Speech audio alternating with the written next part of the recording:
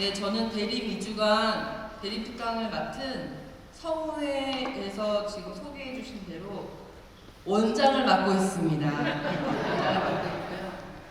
이번에 2월 달에 장애복지시설에서 근무하다가 노인복지시설로 소임을 오게 됐어요. 근데 그 이야기는 제가 또 나중에 이야기하면서 말씀드리도록 하겠습니다.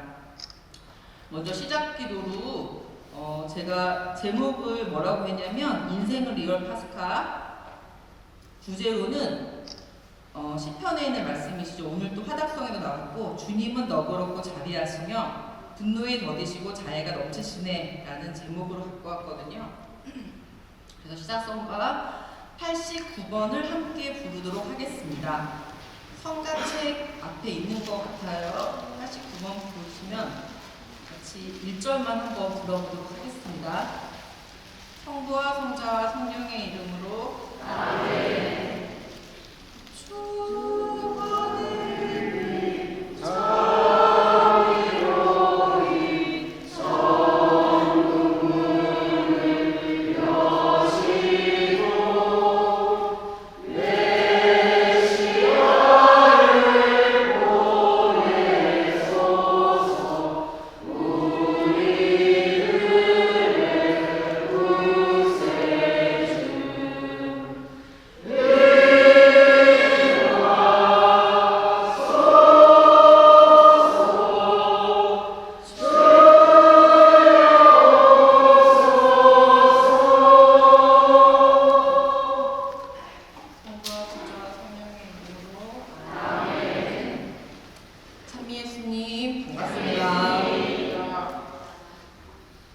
네, 제가 제목을 인생은 리얼 파스카라고 했는데요. 잘못 쓴 것이 아니냐, 혹시 파스타가 아니냐 이렇게 생각하실 분들 혹시 계실까봐 미리 말씀드립니다. 그리고 성당에 또 오래 다시는 분이시니까 파스카가 뭔지는 다 아셔가지고 리얼 영어인 거 아시죠? 네. 그래서 리얼, 진짜 인생은 진짜 파스카다라는 생각이 제 묵상 중에 계속 있었던 내용이에요. 그래서 제가 제목도 이렇게 정했습니다. 파스카란 다 아시는 바와 같이 근데 우리 여기 자매님 보라색 입이 자매님 너무나게 사랑스러운 얼굴 쳐다보고 계셔서 벌써 자비가 느껴져요. 너무 할렐루야 감사드려요. 그런 눈빛 마음에 듭니다. 네. 그 파스카란 예수 그리스도가 순환하고 십자가에 못 박히시고 돌아가시고 또 묻히시고 저승에 가시고 부활하시고 승천하신 일련의 신비를 파스카라고 부르거든요. 근데 저희 우리 인생이 또 길게 보면 굉장히 인생이란 말로 되게 거창하지만 하루를 따졌을 때도 어느 순간에 봄, 여름, 가을, 겨울이 있고 또 아침, 저녁이 있는 것처럼 저희들도 하루의 삶에서 좋았던 적도 있지만 갑자기 불의의 일이 생각지도 못하는 일이 나타나서 마음의 변화가 되는 경우도 되게 많잖아요. 저도 뜻밖의 이렇게 좋으신 우리 이재마 수녀님이라고 제가 되게 좋아하는 수녀님, 저희 샬트 성서 수녀에서 최고로 웃긴 재미있는 수녀님이세요. 제가 많이 존경하는 수녀님인데 그 수녀님이 더 존경한다는 그 이윤호 신부님의 초대로 제가 왔어요. 저는 사실 수도자이기 때문에 이 자리에 굉장히 진지하고 또 품위 있는 그런 소셜 포지션이 있어서 교양 있는 얘기를 준비해 왔어요. 하지만 신부님께서 저에게 웃음 지도사라 웃긴 얘기를 해달라고 해서 저는 결코 그렇게 웃기고 싶진 않지만 재밌게 한번 해보도록 하겠습니다. 지금 인상 너무 좋으세요. 아니 어쩜 이렇게 다들 이렇게 짜신 것 같아요. 일단은 하기 전에 초대해주신 신부님께 진심으로 감사드리며 요즘 사랑하는 그런 표현을 하는 하트 한번 날려드리도록 하겠습니다. 감사합니다. 시작하기에 앞서 마음 열기라고 해서 제가 뭘 하나 알려드릴 거예요. 근데 여러분들의 마음이 어떤지 제가 잘 볼 거예요. 지금 현재로는 굉장히 자세가 좋으시고 제 기대감이 큽니다. 제가 뭐라고 할 거냐면 나는 네가 정말 좋아 이렇게 할 거예요. 몇 글자예요? 어머 수준 높으시다. 금방 알았어요. 그래서 나는 사이에 박수 쳐주셔야 돼요. 그게 결론은 나 다음에 박수예요. 무슨 말인지 아시죠? 나는 니 어머 저 자세 너무 아직은 아니에요. 잠깐 just a moment. 나는 네가 정말 좋아. 그 사이에 할 거야. 그러니까 나 다음에 는 이거예요. 되셨어요? 네. 아버님 되셨죠? 네. 아유 훌륭하세요 아버님. 퍼펙트. 자 한번 해보자. 저 준비. 네. 어머 자세 너무 좋으시고. 나는 네가 네, 정말 좋은데 내가 지금 나는 네가 정말 좋아 두 번이나 했거든요. 근데 아무도 나만 쳐다보지. 아니 이게 지금 말 그대로 힐링을 해야 되는 순간이기 때문에 따라서 하셔야 돼요. 별꼴이야 이런 생각하고 계신 분도 있을 수 있겠지만 못 적었어요. 이 자리에 앉아있는 것을. 이미 같은 시간이기 때문에 한번 행복하고 즐거운 시간을 보낼 수 있도록 제가 좀 이따 좋아지실 거예요. 자, 나는 네가 정말 좋아. 잘하셨는데 여기 어떤 느낌이 어떤 분들이 꼭 계시냐면 제가 분명히 이렇게 말씀드려요. 나는 네가 이렇게 말씀드렸거든요. 근데 나는 이렇게 분도 계셔요. 그럼 이번에 좀 잘하셨기 때문에 나는 어떻게 해야 되는 그 다음에? 센스 있어. 똑똑하셔. 나는 네가 정말 좋아. 말씀은 못 하시겠어요? 말을 하려고 했잖아요. 제가 말하면서. 그게 부끄러워요. 난 앞에 서서 얼마나 부끄러웠어요. 다시 한번 할게요. 시작.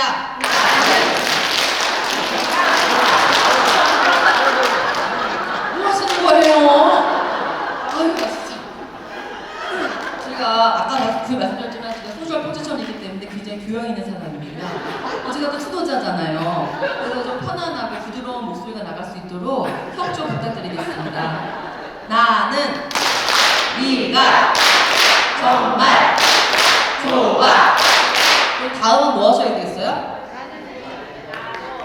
저기 신부님 저기 카키색 옷 입으신 분 나중에 돈 되시면 상 좀 주세요. 너무 똑똑하다. 나는 네가 뭘 쳐다보고 계셔? 빨리 하셔야지. 시작. 나는 네가 잠깐만요. 나는 네가 이게 아니고요. 나는 네가 정말 좋아. 시작. 나는 네가 정말 좋아. 그다음에 뭐요? 아우 퍼펙트. 다시 시작. 나는 네가 정말 좋아. 자 전체적으로 박수. 지금 소리 혹시 들으셨는지 모르겠지만 지금 여기 계신 분들이 현재 때문에 다 웃고 계세요. 그래서 제가 뭐라고 그랬냐면 나는 네가 다음은 나는 네가 이거였어요. 그 다음에 나는 네가 정말 좋아? 이거였었거든요. 근데 여기 계신 분들 중에 어떤 분들은 어떻게 하시냐면 계속 이게 중간으로 계속 맞추시는 거예요. 제가 이걸 왜 하냐면은 똑같이 제가 이제 누군가가 저뿐만 아니라 누군가가 어떤 말을 했어요. 그런데 그 말을 똑같이 들었잖아요. 여기 계신 분들이 똑같이 들으셨어요. 그런데 어떤 분은 그게 이해가 되는 거예요. 그래가지고 어떤 분은 또 심지어 미리 다 예견해가지고 너무 잘하시는 분이 계시는 거예요. 근데 어떤 분은 똑같은 자리에서 똑같이 말을 했는데도 나는 네가 정말 이렇게 다 틀리게 하실 수 있다는 거예요. 제가 이 얘기를 하는 이유가 뭘까요? 응? 응? 사람마다 다 듣는 입장이 다르다고. 진짜 저부터 상 줘야 돼.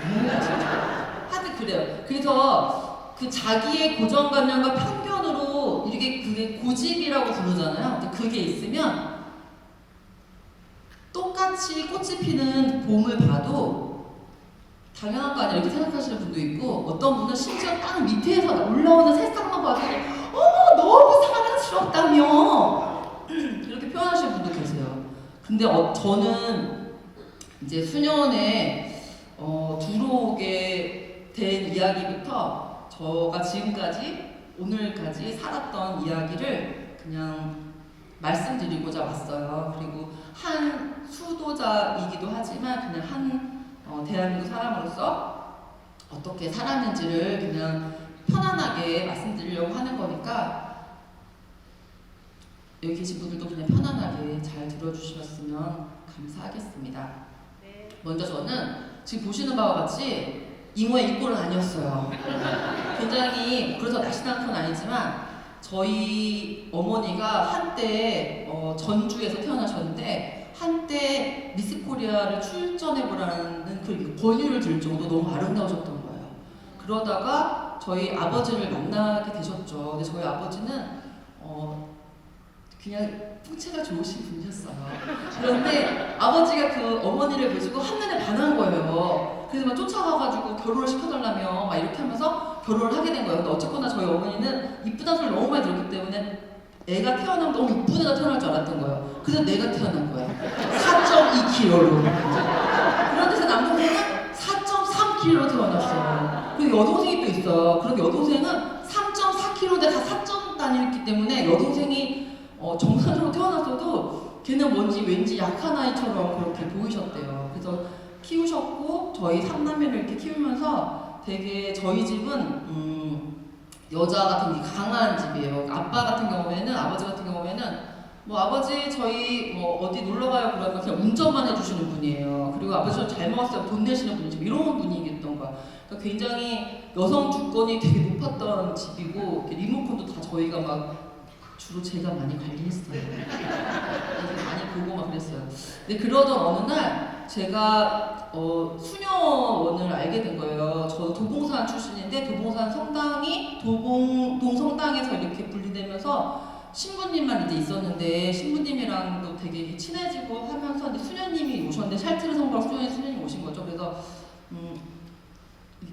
좀 약간 이상하게 별로 안 계셨는데도 그 저를 보면서 성소 모임을 한번 가보지 않겠냐라고 물어보지 않으시고 수녀원 가기 위한 그런 모임 그런 가자고 하는 게 아니라 내가 수녀원에 가서 명동에 저희가 있거든요. 그래서 명동에 가서 맛있는 거 사줄게. 수녀원에 한번 올래 이렇게 말을 하신 거예요. 그리고 수녀님 모시고 뭐 같이 여행도 다니고 막 그랬는데 제 눈에서는 굉장히 자유롭게 보였어요. 그분이 실제로 자유로운 분이시더라고요.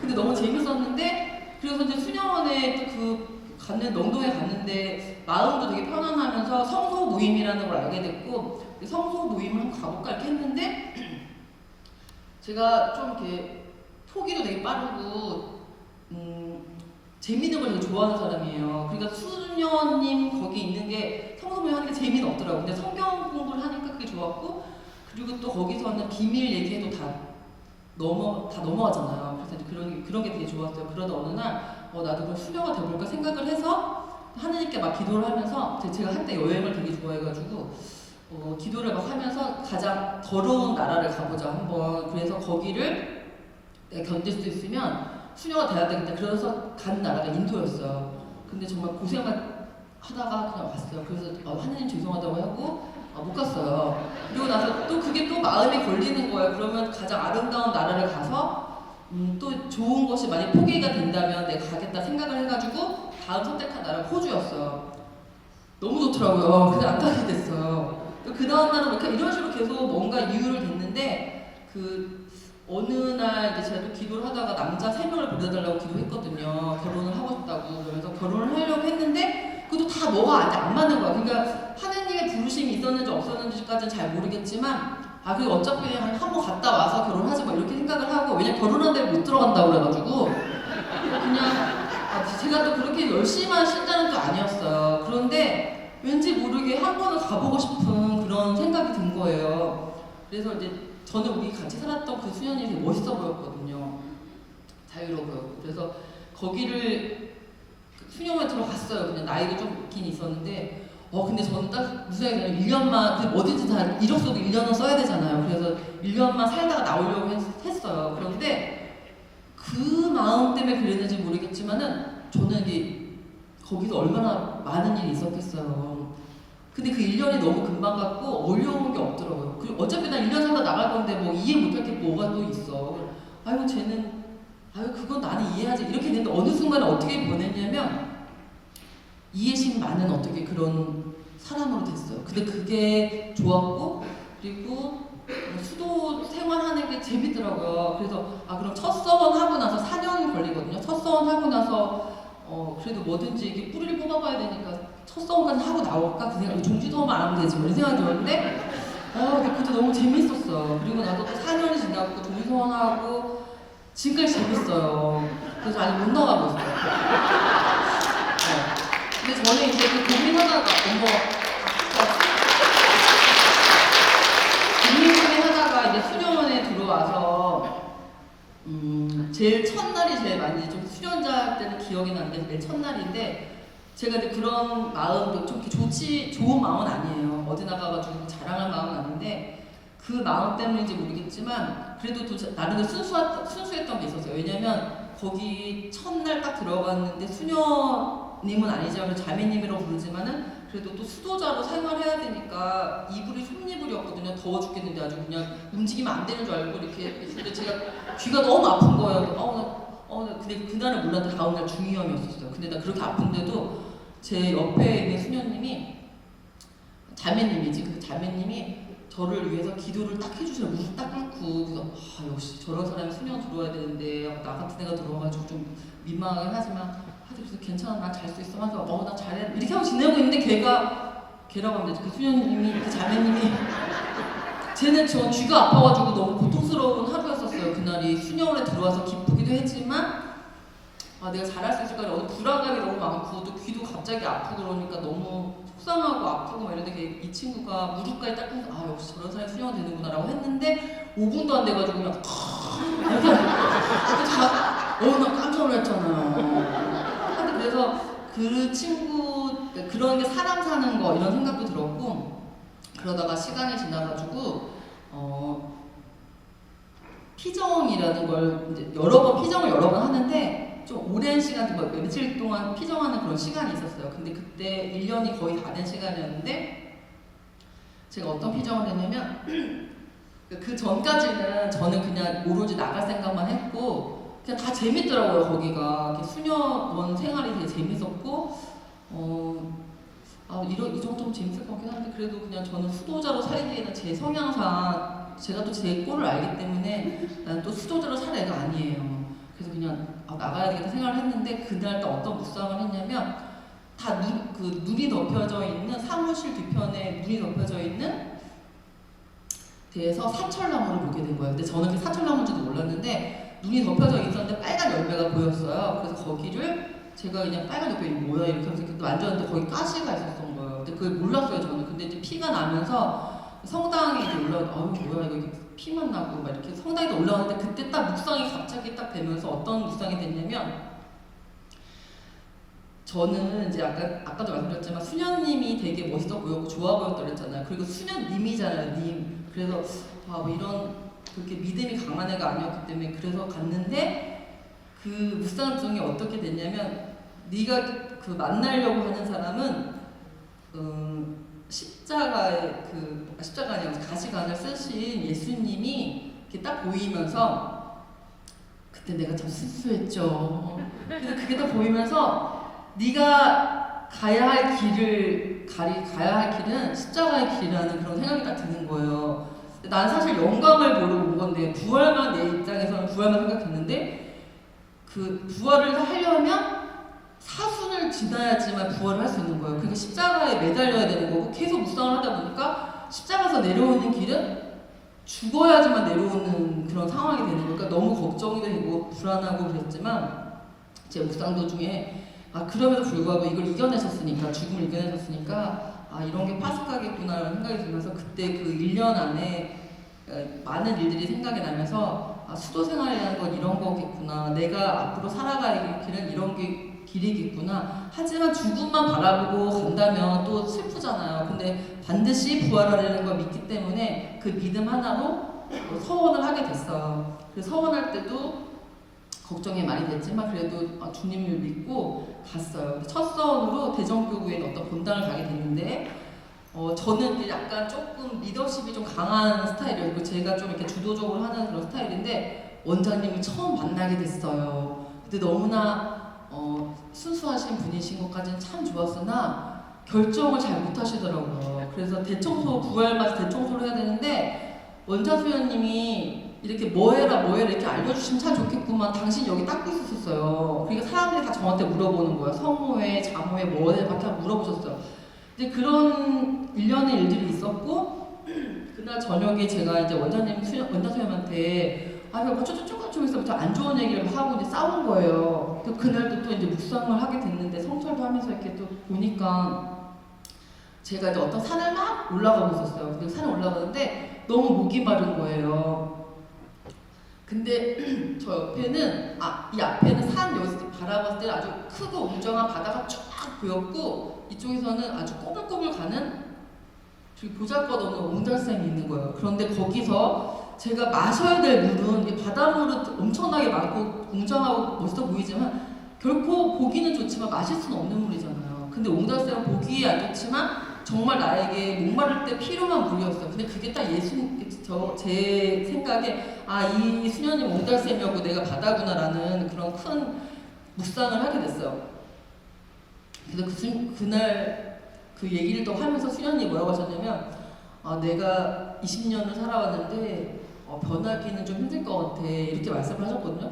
근데 그 말이 이 옹달샘과 같은 분이고 바로 그냥 제가 깨갱하면서 되게 잘 지냈죠. 그런 일이 있었어요. 그러다가 처음 이제 봤을 때도 뭐 사랑도 많이 받고 또 많은 분들도 좋아해 주시고 그래서 되게 행복한 시간을 이렇게 보내게 됐는데 어느 날 이제 꽃시장을 가게 되는 상황이 발생됐어요. 대전까지 가야 되는 거거든요. 제가 공주에 있었어가지고 근데 공주에서 대전까지 가는 그 자가용을 제가 운전한 건 아니고요. 누가 운전해 주셔서 갔는데 저는 서울에서 있다가 가서 그랬는지 모르겠지만 대전 가는 그 길은 괜찮은데 이 지하차도 같은 데를 이렇게 터널 같은 데를 지나가게 된 거예요. 근데 너무 어두운 거예요. 서울에 비해서. 그래서 제가 무슨 생각이 들었냐면 아니 왜 이렇게 어두운 거야? 터널이 왜 이렇게 어두운 거야? 좀 빛을 좀 환하게 하던지 LED 등으로 바꾸던지 좀 하지 뭐 이렇게 막 그런 얘기 속으로 욕을 막 하면서 갔어요. 그런데 그날 이제 오면서도 그렇고 가면서도 그렇고 이제 투덜투덜 거리면서 꽃을 사갖고 이제 와서 했는데 꽃꽂이는 잘은 못하지만 어떻게 해가지고 했는데 그날 저녁에 또 이제 묵상을 하다가 무슨 생각이 들었냐면 제가 운전을 만약에 했다 저도 운전을 좀 하거든요. 근데 운전을 내가 했다면 어떻게 했을까? 라이트를 좀 환하게 켜면 되지. 내 안에 있는 그 빛을 환하게 하면 되지 왜 주변 환경을 그렇게 탓했을까라는 생각이 갑자기 드는 거예요. 그래서 내가 지금부터는 남 탓이나 어떤 환경적인 부분을 막 탓하고 욕하기보다는 내 안에 있는 빛을 더 크게 한다던가 내 안에 있는 어떤 주님께서 주신 성령이라든가 아니면 긍정적인 에너지로 좀 바꿔서 더 좋게 생각할 수도 있었을 텐데 그 노력을 하지 않고 주변에 있는 환경만 탓했구나라는 생각이 또 들었어요. 그래서 이제 그 수녀님하고도 매칭이 되면서 이렇게 사랑을 많이 받으면서도 내가 9개에 대한 그 아름다운 선물이 있었는데도 불구하고 하나 부족한 것에 대한 포커스가 부족한 하나에 이렇게 맺혀져 있었구나 그런 반성을 하면서 9개를 봐야겠다 이런 생각이 계속 많이 들었어요. 그리고 나서 또 생활을 했는데 재미있게 또 잘 보내고 다음 소인지는 의정부교구에 있는 어느 그 성당의 소임을 받게 됐는데 거기가 이제 그러니까 원장 수녀님이랑 저랑 둘 다 처음으로 가는 거예요. 본당 수녀님이 없었던 거예요. 그래서 제가 나름대로 뽑혀갔잖아요. 그래서 이렇게 으쓱으쓱하고 있었는데 저는 본당 수녀로 가는 줄 알았어요. 근데 거기 주임 신부님이 본당 수녀로 오기에는 유기성원자고 너무 어린 거예요. 너무 젊은 거야. 그래서 나 그렇게 젊지도 않은데 그 신부님이 갑자기 저한테 뭐라고 했냐면 그냥 저희가 봉안당이 있었거든요. 거기에 소임을 받으라고 하신 거예요. 그리고 이제 같이 왔던 원장수녀님 소임을 거기 하지 말고 본당을 맡아라 이게 된 거죠.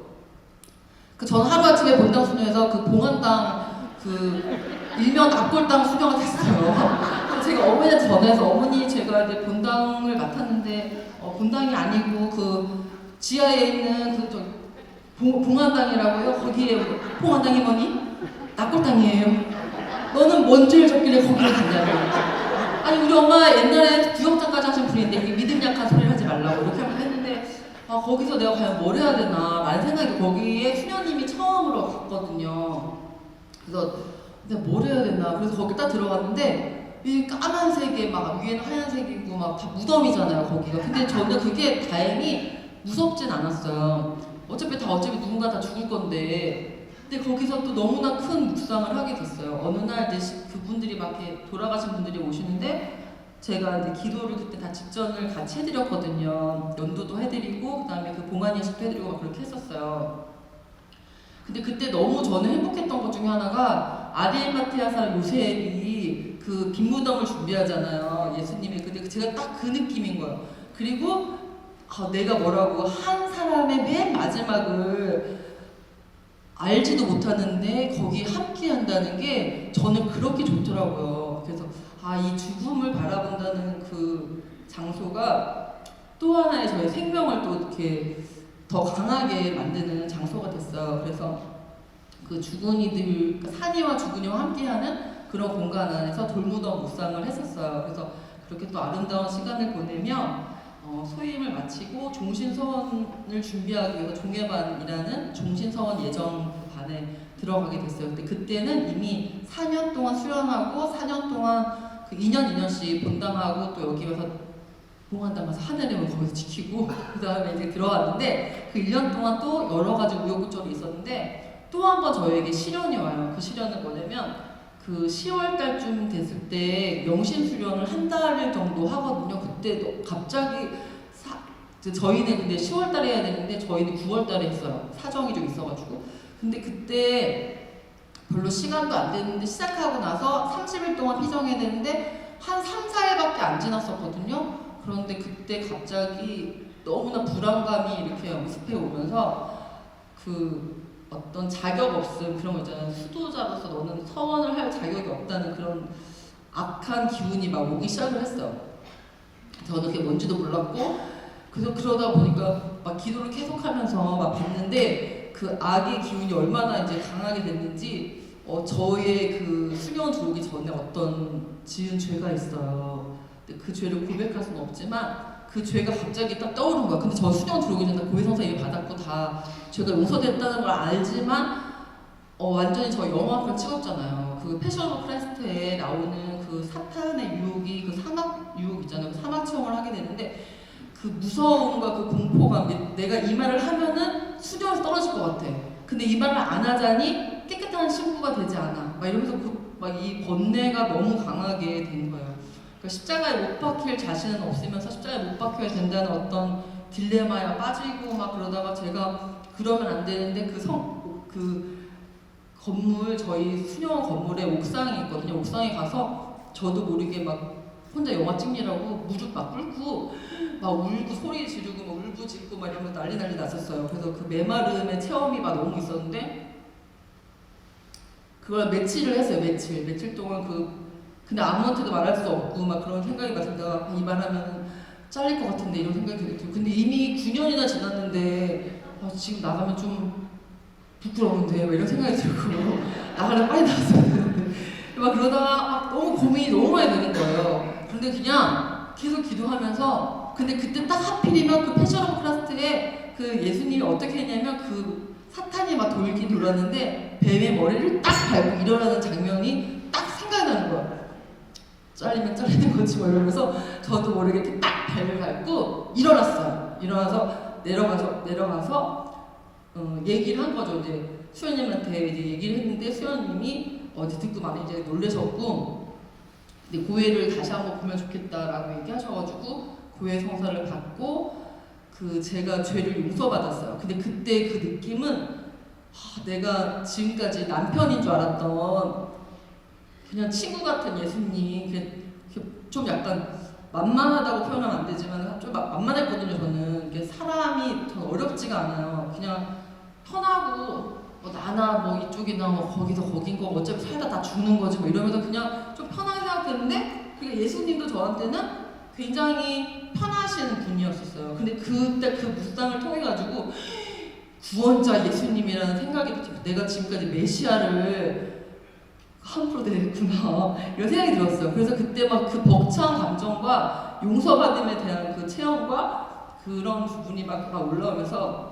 그 마리아 막달레나에 빙의 돼가지고 막 정말 예수님한테 그 발 닦아 드릴 수도 있겠고 내 가진 모든 향유를 다 드려도 아깝지가 않겠다는 생각이 들더라고요. 그러니까 너무 아름다운 순간이었어요. 그런 마음을 가지고 종신 서원을 했어요. 그러니까 제가 얼마나 또 행복하고 기쁘고 감사한지 이 예수님을 통해서 나는 진짜 목숨을 바쳐도 아깝지 않겠다. 이 상태에서 순교하라고 하면 순교할 수 있겠다는 생각이 들었어요. 그로부터 6개월 후 그 성령이 다 조금 식어가지고 제가 바로 그 다음에 이제 소임을 주방 본원에 있는 주방 소임을 맡았거든요. 근데 어느 날 저녁 6개월은 좀 지났겠죠. 소임 이동되기 바로 전이니까. 근데 그때 막 이렇게 좀 많은 일을 시키셨어요. 제가 좀 보기에도 힘이 좀 세 보이잖아요. 그래서 제가 귀하게 자라가지고 힘이 그렇게 많진 않은데 사람들이 그렇게 힘을 쓰는 일을 시켜요. 그래서 그냥 막 했는데 어느 날 갑자기 뭐가 딱 했냐면 꼬막을 까라는 거예요. 근데 제가 꼬막을 좋아하긴 하지만 꼬막 까본 적은 없었죠. 그리고 집에서 까도 뭐 얼마나 그렇게 많이 까. 근데 막 혹시 그거 아시는지 모르겠는데 그 시장에서 꼬막을 사려면 파란색 봉투에 이만큼을 주는 거예요. 근데 그거를 저 혼자 까라는 거예요. 내가 뭔 죄 줬는 줄 알았어요. 근데 그건 아니었지만. 근데 그걸 계속 까는데 어느 순간 갑자기 내가 너무 슬픈 거예요. 내가 지금 뭐 하고 있는 건가. 꼬막이나 딸 애가 아닌데 내가 그러면서 꼬막을 막 까면서 했는데 꼬막을 나중에 저녁 때 먹어야 되거든요. 그 점심 때 막 깠으니까. 근데 손이 막 불어트고 막 그런데 저녁 꼬막 보기도 싫은 거예요. 아주 그냥. 그 꼴보기 싫다 막 이런 생각을 했었던 그날 저녁에 제가 뭘 보게 됐냐면 신문을 보게 됐어요. 근데 거기에 무슨 치료사 자격을 취득할 수 있는 뭐가 있대요. 한강의 웃음치료 학원에 다녔거든요. 거기에 있는 거예요. 그래서 이제 그 다음날 바로 그냥 광부장님한테 가가지고 얘기를 하면서 그때 광부장님 아니었지. 그 본원장님한테 가서 말씀드렸더니 본원장님이 광부장님이라고 제가 샬트를 선보였을 때 서울 광구거든요. 저희 광구가 2개가 있어요. 대구하고 서울. 근데 저 서울 광구 이제 제일 높은 분한테 가서 광부장 가서 얘기를 해봐라. 실례하겠어요. 잠시 코 좀 풀게요. 제가 감기에 걸려가지고요. 어저께까지 죽다 살아난 애가 이렇게 힘받아서 얘기했어요. 근데 광부장님한테 가서 이제 말씀을 드리면서 이래 해가지고 저는 웃음치료사가 되고 싶습니다. 라고 말씀드렸더니 한번 해보라고 해서 이제 갔어요. 근데 나 너무 재밌는 거야. 이 세상이 내 세상이 내가 꼬막달래가 아니라고. 그러면서 이제 제가 광부장한테 가가지고 이제 소임을 조금 혹시 죄송한데 제가 이제 본원에서 제가 꼬막 딸 건 아닌 것 같다. 그래서 좀 내 세상을 좀 만날 수 있게 해달라 그래가지고 다음 소임지를 갔는데 거기 수녀님이랑 또 이게 짝짝꿍이 잘 맞아가지고 노인대학 뭐 주일학교 해가지고 난리 났었어. 그래서 너무 재밌는 거예요 이런 게. 그래서 막 활동하고 막 본당 가서 막 레지오 막 연총하고 뭐 사회보고 이런 거 너무 잘한 거예요. 그래서 잘했다기보다 재밌었어요. 그래서 즐거운 시간을 보내고 대치동이라는 곳에 또 다시 또 이동 와서 서울 대충에 와서도 되게 재밌었어요. 근데 갑자기 그 전에 뭘 하라고 했냐면 공부하라고 해서 사회복지 한번 공부해보라고. 근데 저는 상담 심리 하고 싶다 그랬더니 넌 인성이 좋으니까 사회복지 한번 해보라고 그래서 그런가? 이러면서 이제 했어요. 그래서 이제 저 시간이 지났고 사회복지사 시간 지나니까 그 자격증 나오거든요 그거는. 근데 여차저차 실습도 하고 근데 실습도 저는 너무 재밌게 잘했어. 근데 난 사회복지 할 생각은 별로 사실 없었어요. 왜냐면 나는 웃음치료사나 이런 게 저한테 맞지. 그냥 어쨌거나 자격증 따라고 하니까 따야 그래서 수료해야죠. 그래서 했는데 어저께까지 제가 본당 수료여가지고 막 어머니들이 막 저 엄청 좋아하고 막 아버님들 좋아하면서 막 이것도 먹으라 저것도 먹으라 빵 먹으라 그러고 막 커피도 갖다 주고 막 이렇게 했는데 오늘 소임이 오늘 9시까지 출근해야 되는 거예요. 근데 이제 그때 좀 괜찮았는데 그래도 하루 종일 거기 앉아있어야 되니까 너무 힘든 거예요. 시간 생활한다는 게 저가 시간 생활하는 사람이잖아요. 수도자니까. 근데 9시부터 6시까지, 저녁 6시까지 근무를 해야 되니까, 물론 제가 수녀원 들어오기 전에 저도 회사 다녔는데, 근데 갑자기 오랜만에 하니까 너무 힘든 거예요, 이게. 그리고 막 거기 팀장님이 나는 그래도 좀 어떻게 열심히 해보려고 그러는데, 왜 이걸 모르냐며, 수녀님 괜히 왔다면서 막 욕을 바가지로 하면서 막 힘든 시간을 보냈어요. 근데 그 바로 너무나 또 감사한 거는, 그 사회복지 하기 바로 직전에 대치동 성당에서 제가 2년을 살았는데 1년 동안은 신부님, 수녀님, 또 그러니까 신부님들이죠. 신부님, 보좌 신부님, 또 저희 수녀님, 뭐 사무장님 할 것 없이 그냥 다 두루두루 다 너무 친했어요. 되게 즐거운 시간을 보냈어. 근데 바로 그 다음 연도에 신부님이 바뀌셨는데, 보좌 신부님이 바뀌셨는데, 여기 보좌 신부님 계신지 모르겠지만, 나 그렇게 세상에서 나 너무 깜짝 놀랐잖아. 그래서 내가 처음으로 뭘 해도 마음에 안 든대요, 내가. 그래서 좀 안 좋은 얘기 많이 들었어. 이게, 그럼 한순간에 천국 갔다가 다음 년도 완전 생지옥이었어, 생지옥. 그래도 너무 다행인 거는 다른 돌파구가 있었어요, 본당은. 그래서 이제 좀 이렇게 다르게 하는데, 그다음 난 그 신부님이 좀 세상에 제일 이상한 줄 알았거든요. 어머, 그 세 발에 피었어요. 다음 사역지 갔더니 거기 팀장님은 나도 나름대로 그냥 그래도 그냥 어떻게든 해보려고 열심히 하는데 말귀도 못 알아듣는 애 됐지, 이해력이라고 전혀 없는 애 됐지, 뭘 아무리 해도 뭘 가르쳐도 모른다는 얘기부터 인신 공격부터 해가지고 막 굉장히 안 좋았어요. 너무 힘든 거예요. 그래서 그 전에 신부님이 오히려 감사하다는 생각이 들었어. 야, 왜 이래요구만. 그래서 너무 다행히. 근데 거기서 이것도 열심히 6개월 지나니까 그 팀장님하고도 친하게 됐어요. 그래서 다행히 그분은 개신교 신자인데 하느님 말씀 나누면서 좀 돈독해졌어요. 그래서 되게 재밌다 생각했는데 1년 만에 다시 또 다른 소임지로 이동이 된 거예요. 근데 거기는 또 우리도 수도자여가지고 약간 낙하산이에요. 그래서 제가 국장으로 간 거예요. 아는 것도 쥐뿔도 없는 게 가가지고 막 아는 것도 없으니까 겸손하게 그냥 하라는 대로 하고 막 했는데, 거기서 어떤 수녀님을 알게 됐어요. 근데 그 수녀님이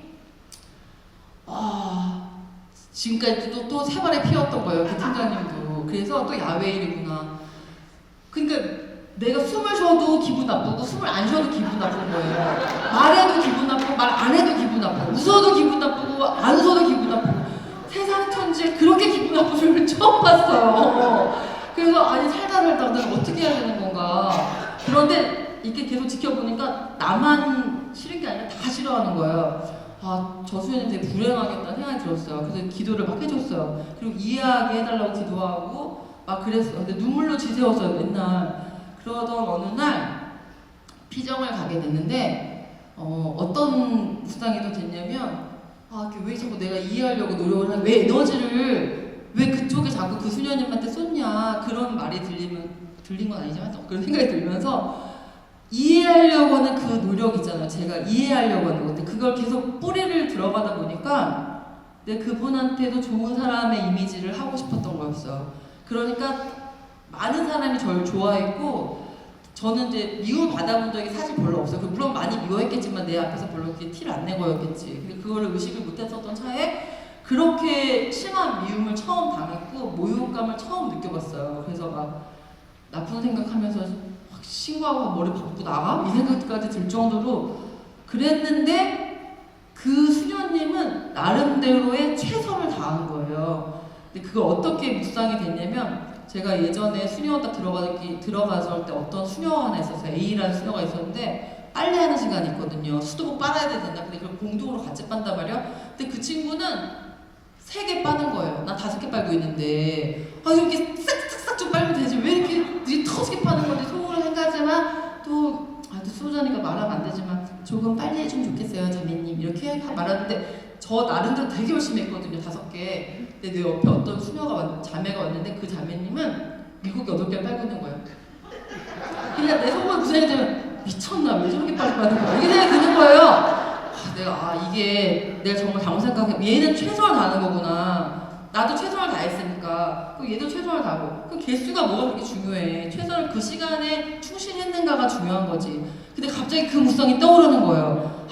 이 수녀님도 굉장히 열심히 하는 거긴 하는데, 다만 표현이 좀 거친 것 뿐이었겠구나라는 생각이 들면서 여기까지구나, 이해하려고 하지 말자, 이제 나의 에너지를 나한테 충실해야지, 주님께 쏟아지는 그 에너지가 있는데 내가 왜 구태여 어떤 한 사람에게 매여가지고 이수녀님의 감정 기복에 따라 내가 막 그 배 흔들림, 폭풍우가 막 오는 그거 있잖아요. 그런 게 막 느껴지는 거야. 그런 묵상을 딱 하다 보니까 예수님 이래서 그 뱃머리에서 주무셨겠구만, 이런 생각이 드는 거예요. 폭풍은 어쩔 수 없어. 다칠 수밖에 없어요.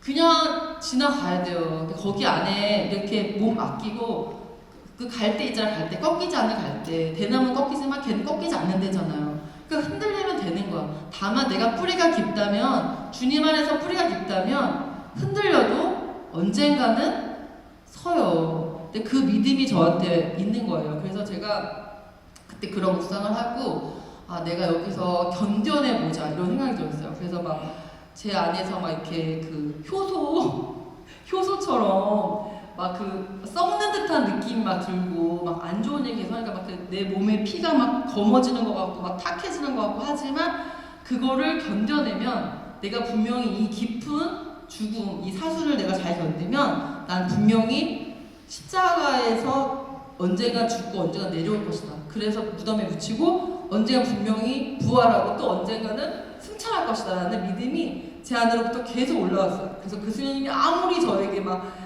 안 좋은 얘기를 해도 그건 네 얘기다 라고 하면서, 아, 오케이, 거기까지 분리를 계속 하게 됐어요. 그거는 수녀님의 생각, 나의 생각은 아니고. 그래서 계속 속으로 기도하면서 수녀님이 막 하면 짜짜짜짜짜 막 얘기해도 은총이 가득하시 마리아님 기뻐하소서, 주님께서 함께 계시고, 수녀님 막 더 빨라져. 함께 계시고 막 계속 기도, 더 하늘에 계신 우리 아버지 아무튼 계속 기도하면서 있었어요. 그래서 제가 시간이 지났는데 결론은 언젠가 다 떠나요. 우리가 소임 이동하잖아요. 그래서 언젠가는 헤어질 텐데 잘 헤어지는 게 낫지. 그래서 다 참아 받았어요. 내가 여기서 인내를 배우리라, 수녀님을 통해서 인내를 배우리라 이러면서 그걸 견뎠는데 결론은 수녀님 먼저 가셨어요. 제가 남아가지고 오래 있었어요.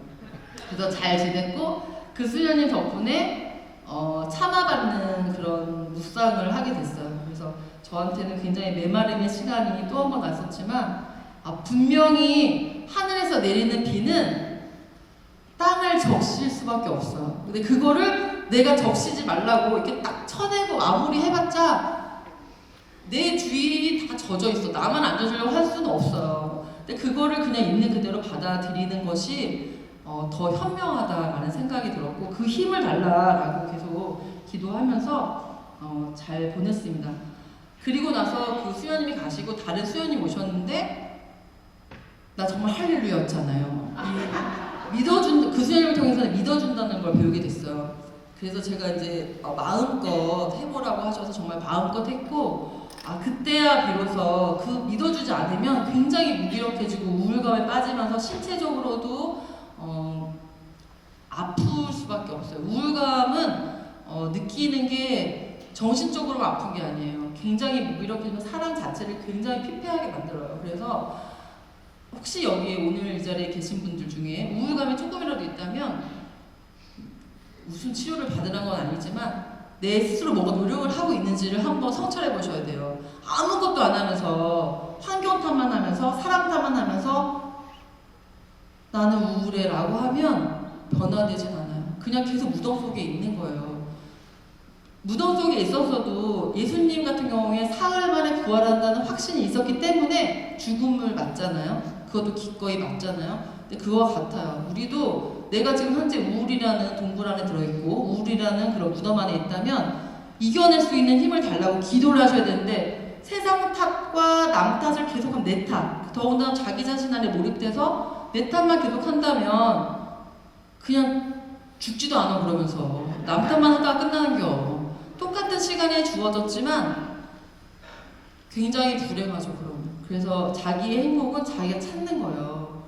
그래요. 근데 그것도 용기가 있어야 돼요. 어떤 초점을 갖고 살아가는지 힘을 낼 수 있는, 우리 다 신자잖아요. 천주교인 신자잖아요. 신자라는 거는 내가 믿고 있는 하느님의 자녀고 또 예수님을 또 믿는 그런 사람들이에요. 그런데 그렇게 믿는다는 사람이 묵주기도라든가 화살기도라든가 어떤 내가 원하는 어떤 기도를 하면서 주님께 계속 향해가는 그런 것이야말로 필요한 건데, 그거보다는 일단 내가 먼저 이겨내보려고 하는 힘이 더 필요할 때는 우울감이 더 커질 수밖에 없어요. 그래서 남은 그냥 남이에요. 가족도 똑같아요. 저는 저희 어머니, 아버지, 뭐 남동생, 여동생 물론 사랑하지만 그분들도 다 각자의 갈 길을 가시는 거고 저도 저의 갈 길을 가는 거예요. 동행해서 같이 가는 거지만 어쨌거나 결론 혼자, 태어나는 것도 혼자 끝까지 가서 돌아가시는 선종도 혼자예요. 하나님께 갈 때 가서 만나는 거지만은 여기서 우리가 지금 대립 2주간 목요일인데 목요일 2번만 더 지나가면 벌써 4주간이 돼요. 그리고 또 며칠 후면 바로 성탄이에요. 그래서 마음 안에 구유를 대림 시기 동안 계속 마음 안에 구유를 만들고 계시잖아요. 물리적으로도 가시적으로 구유도 바깥에 좀 꾸며져 있지만 그것도 똑같아. 그것도 남국동 성당 구유예요. 내 안에 남국동 성당 다니는 우리 마리아 자매님의, 베드로 형제님의, 저 데레사 수녀의 마음 안에 구유는 각자 하는 거예요. 각자. 이게 뭐 비록 작고 보잘것 없어도 더럽고 냄새나고 추해도 어쨌거나 내 안에 구유기 때문에 거기를 마다하지 않으시잖아요. 근데 그런 믿음이 있고 그 안에도 분명히 예수님 오신다는 걸 분명히 알고 있기 때문에 그냥 믿고 기다리는 희망의 시기잖아요. 지금이 대림 시기는 정말 저한테는 성탄을 기다리는 희망의 시기 같아요. 성탄 자체가 우리 이론적으로 알고 있잖아. 성탄 12월 25일은 매년 오는 거고 성탄만 성탄이냐, 뭐 그때만 기쁘냐, 뭐 날마다 내가 성탄해야지 라고 하는 그런 이론적인 배경을 알고 있는 것처럼 내 안에 성탄하려면 노력하셔야 돼요. 노력. 어떤 노력을 하시냐고요. 여러분들이 그것도 한번 성찰해보고 생각해보는 그런 시간을 가졌으면 좋겠습니다. 그러기 위해서는 제가 그 어떤 두 번째 오신 수녀님한테 사랑을 아주 많이 받아서 용기가 굉장히 많이 생겼고 제 꿈을 많이 펼칠 수 있어서 정말 행복한 시간이었고 그 수녀님께 진심으로 감사해요. 근데 저는 이제 그런 생각이 들어요. 제가 이제 몇 명의 수녀님과 같이 이제 살아봤겠지만 나를 어쨌거나 뭐 누가 뭐라고 해도 나를 사랑해주는 사람을 좋아할 수밖에 없어요. 그거는 인간으로서 어떤 본능적인 것 같아요. 그러면 그건 똑같은 것이 아닌가. 그럼 나도 누군가를 사랑할 때 그 사람이 나를 또 그렇게 생각하지 않을까라는 생각이 들어서 저는 사랑하려고 노력을 많이 해요. 물론 지금 저와 함께 사는 수녀님이 격려해주기 위해서 같이 오셨는데 그리고 또 저희 수도에 아까 말씀드렸던 소개시켜 주려고 했던 수녀님도 오셨고 또 저희 후원회장님하고 성우의 후원회장님과 비롯해서 또 다른 자매님들 오셨어요. 이게 얼마나 저한테는 큰 사랑이에요. 근데 그만큼 사랑만 계속 받으면 끝내면 안 되죠. 거기 열매가 분명히 나와야 되는 거예요. 그래서 저부터도 노력을 많이 하고 또 어떻게 더 사랑을 보답하고 또 어떻게 더 사랑할지를 고민해 봐야겠죠. 근데 그렇게 하기 위해서는 저는 더 항상 기뻐하고 또 즐거워하고 또 행복해하고 또 감사해하고 그런 마음을 계속 더 키울 거예요. 여러분들도 그래줬으면 좋겠다는 생각이 들고요. 마지막으로 저는 웃음 치료하면서 항상 맨 마지막에 하는 얘기가 있어요. 아주 작은 거라도 오늘 하루 아주 작은 거라도 제가 말했잖아요. 봄, 여름, 가을, 겨울이 있다니까. 겨울이 지나면 반드시 봄이 와요. 아침이 지나면 반드시 저녁이 와요. 저녁이 오면 반드시 또 아침이 와요. 그날 다만 내일을 보지 못한다면 오늘 나에겐 죽음인 거예요. 하지만 우리는 다 신앙이기 때문에 부활이 있잖아요. 그래서 감사하는 마음을 가지셔야 돼요. 그래서 난 오늘 하루 뭐가 감사하지? 라는 생각, 그 이론 많이 듣잖아요. 그런 거. 근데 그거 그냥 지나쳐서 넘어가잖아요. 저는 감사하게 생각해요. 그리고 어떻게 하면 더 기쁠까? 어떻게 하면 더 재밌을까? 어떻게 하면 더 행복할까? 그걸 굉장히 저한테 자문을 많이 해요. 제가 비록 이렇게 몸이 많이 크지만은 전 좋아요. 되게 저한테 되게 자신감이 있고 근데 뭐 어때? 뭐 좀 약간 뚱뚱해가지고 거의 세 자리는 아직 아니에요. 저희 어머니께서 많이 걱정하고 계시지만 그래도 저는 그냥 재밌어요. 그냥 하루하루 재밌고 하루하루 즐겁고 하루하루 감사하고 그렇게 지내면 어제도 감사했고 오늘도 감사하고 내일도 감사할 수 있죠. 그렇게 감사하다가 하느님한테 그 불림을 받으면 가면 되죠. 그런 생각이 들고. 근데 제일 중요한 거는 그래서 감사만 하지 마시고 설레이는 마음을 가지셔야 돼요. 아까 우울감 얘기도 했지만 저희가 그래서 한때 그 굉장히 많이 우울해지고 막 야 이 상태로 나가면 내가 죽을 수도 있겠다 생각이 들면서 또 같았어요. 이거 뭘 하고 나가? 이런 생각이 들었었지만 참아보자 라고 했는데 그때 저 스스로 계속 내가 오늘 감사한 게 무엇인가, 행복한 게 무엇인가, 감탄할 일이 무엇인가, 설레는 일이 무엇인가 계속 찾았어요. 그런데 그게 생각보다 너무 많더라고요. 아까 똑같아. 10개 중에 나에게 주어진 10개 중에 왜 감사한 9가지를 보지 않고 하나 부족한 걸 볼까라는 생각이 계속 들면서 그냥 기쁘게 내가 9개를 보면 되지. 시각의 변화를 조금만 하잖아요? 너무 행복해요. 좋은 게 얼마나 많아요. 내 주위에 감사하고 아름다운 게 얼마나 많은지 몰라요. 그런데 그것을 안 보는 거예요. 그 하나에 매몰돼가지고 그냥 주어지는 거 하나에 나쁜 거, 부족하고 힘들고 그런 거. 근데 그러면 평생 우울해. 어렵고 힘들어요. 근데 그렇게 하기보다는 조금만 마음을 바꾸고 내 스스로가 설레게 할 수 있는 뭔가를 찾으셔야 돼요. 그 취미도 좋고 좋은 사람 만나는 것도 좋고 비록 집에 와서 좀 허탈할 수도 있겠지만 그래도 안 돼. 그래도 무력감이나 우울감보다는 행복감이나 그런 기쁜 소재를 찾으려고 하는 노력이 분명히 필요하다는 말씀드립니다. 네, 마지막으로 그 기뻐하고 즐거워하여라 프란치스코 교황님 그 권고에서 황금률이라는 말이 나와요. 근데 그 성경에도 나오지만 남이 너희에게 해주기를 바라는 그대로 너희도 남에게 해주어라 라는 마태복음 7장 12절 말씀이 있어요. 근데 여기에 보면 뭐라고 써져 있냐면 카톨릭 교회 교리서 이 규칙 모든 경우에 이런 말이 써져 있어요. 결론은 모든 경우에 기뻐하고 즐거워하여라 라고 써져 있어요. 근데 저는 이제 이 말을 굉장히 좋아하는데 저는 이제 제 스스로도 데살로니가 말씀을 되게 좋아해서 어떻게 하면 재밌을까? 그게 되게 많아요. 어떻게 하면 더 즐거울까? 어떻게 하면 근데 내가 즐거우면 하나도 즐겁지 않겠어요? 내가 기쁘면 하나도 기쁘지 않겠어요? 내가 슬프면 하나도 슬픈 거고 그런 것 같아요. 그래서 더 어떻게 하면 더 하느님을 기쁘게 해줄까 생각을 하면 내가 기쁘게 사는 것이 제일 좋겠다라는 생각이 들었고 그렇습니다. 그래서 특히 우리가 때로 도덕적으로 명확하게 판단하기 어렵고 결정을 내리기 힘든 상황에 부딪히게 될 때 남이 너희에게 해주기를 바라는 대로 너도 남에게 해주어라 라고 했어요.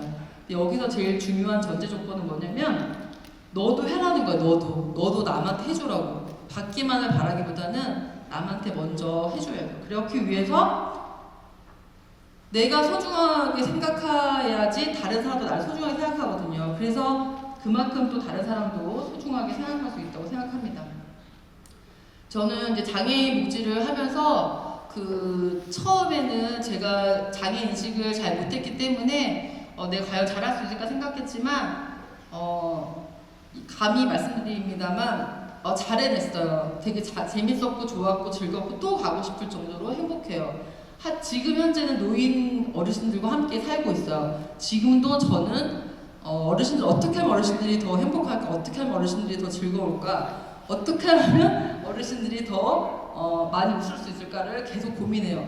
왜냐하면 제가 만나는 그 어르신이 예수님이시잖아요. 그러니까 그렇게 생각하면서 있어요. 여기도 똑같아요. 남도 성당 오면서도 제가 만나는 지금 얼굴을 이렇게 대면하고 있는 여기 계신 형제자매님들, 또 우리 잘생긴 신부님, 또 어여쁜 수녀님들, 또 저기 수녀님들 이렇게 보면서 이분들이 제가 오늘 만난 예수님이잖아요.